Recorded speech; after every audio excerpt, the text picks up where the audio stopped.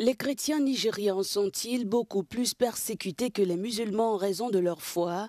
Cette position adoptée par la Maison-Blanche et soutenue par des pays européens cristallise l'opinion dans ce pays d'Afrique de l'Ouest. Pourtant, les attaques de Boko Haram et de l'ISWAP se produisent couramment dans le nord, majoritairement musulmans. Pour cet imam, les responsables sont originaires des endroits où ils commettent leurs forfaits. Il y a des musulmans et des non-musulmans impliqués dans les violences.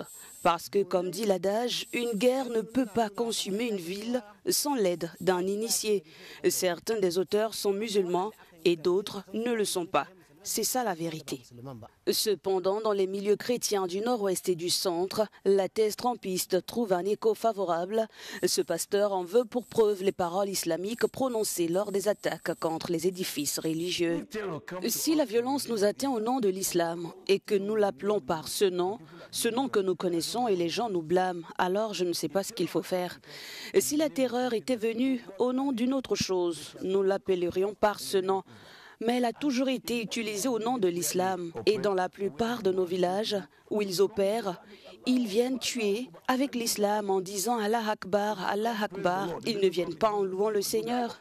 Selon la CLED, une organisation de collecte et d'analyse de données sur les conflits, près de 2000 attaques ont été enregistrées au Nigeria cette année. Et seulement une cinquantaine a ciblé les chrétiens en raison de leur foi. Chaque année, il y a des variations. Si nous regardons le nombre de morts en 2025, jusqu'à présent, il y a eu plus de musulmans tués dans ce genre d'attaques ciblées sur la religion. Mais en 2024, c'est l'inverse qui s'est produit. Il y a eu un peu plus de chrétiens tués. Et ces tendances varient donc d'une année à l'autre. Si l'on considère les 5 dernières années, on constate que les musulmans et les chrétiens sont pris pour cible dans des proportions identiques. Les rapports de cette organisation ajoutent que dans les régions du nord-ouest et du centre, les conflits entre chrétiens et musulmans se jouent également sur le contrôle des ressources agricoles.